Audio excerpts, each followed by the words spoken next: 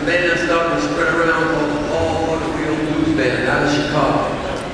I heard on electric sampler a song called Born in Chicago. And after that, they released their first album. When I saw the cover of this first album, there was a multiracial band with a bunch of guys that looked like, man, you better not mess with them. 2 weeks later, they were booked with the Club 47, which is an old folk club in Cambridge. They were the first band to play electric.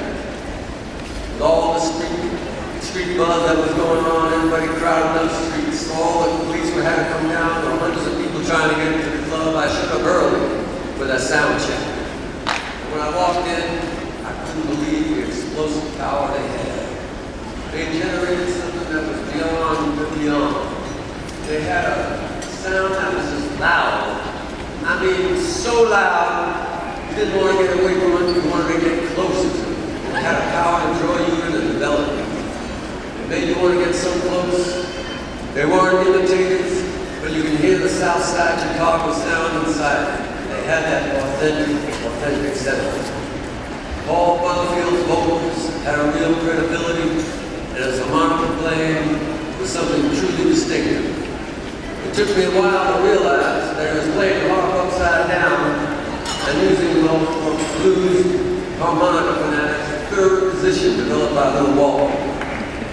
Muddy Waters once told me how much respect he had for Paul Butterfield, and I got to witness both of them playing together, and they brought the best out of each other. Thank you.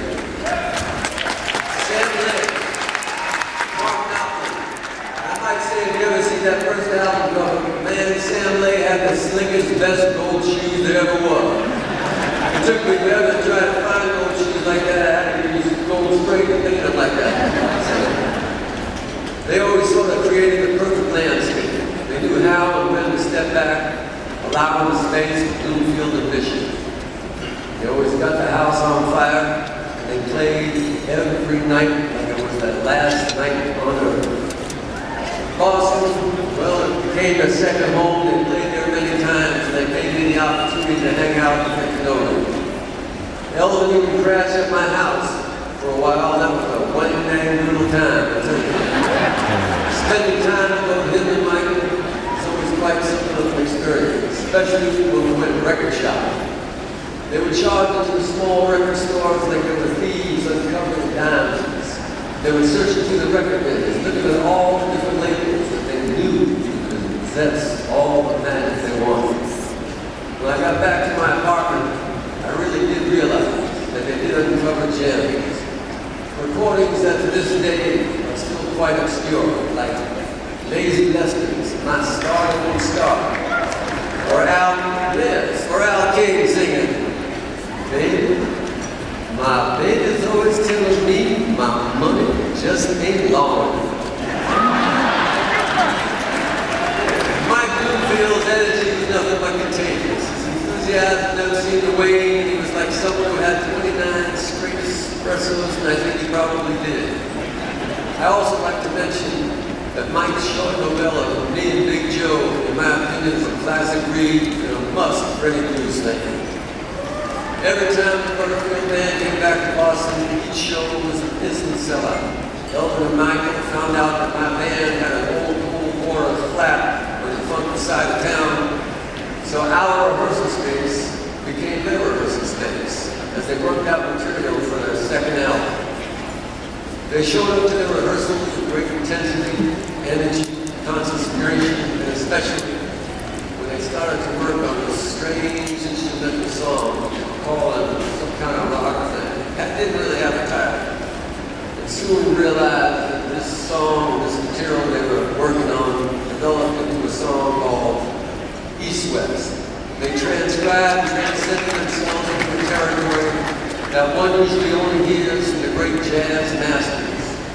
Witnessing the chemistry between them was spellbinding. When East-West was released, it became a real rock and roll milestone. Paul Butterfield Blues Band brought something different to the genre, and they kicked down the door and showed others just how to really do it, and do it differently. The Butterfield Blues Band created their own signature sound that still prevails today chapter that brought fury and volume to the electric blues, that pioneered a new genre that many like the Grateful Dead, the Doors, Santana, Steve Miller, all brought. And I'd be remiss if I didn't include the Geils band.